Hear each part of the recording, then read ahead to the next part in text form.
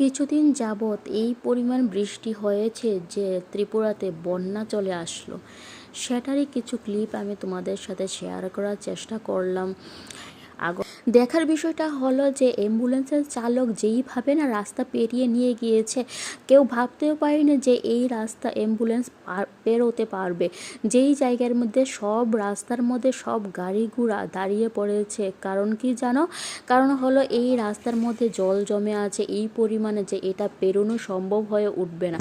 কিন্তু চালকে সেলুট জানানোর মতন তিনি কাজটা করেছেন। তিনি এত রোগীকে ভালো করার জন্য তাড়াতাড়ি করে অ্যাম্বুলেন্সকে চালিয়ে নিয়ে গিয়েছেন। এটা অনেক বড় ব্যাপার ছিল।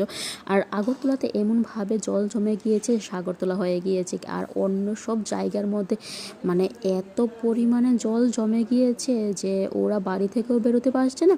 আর অনেক বাড়িতে জল জমে গিয়েছে। আর সবচেয়ে খারাপ সময় ওদের, যারা জলের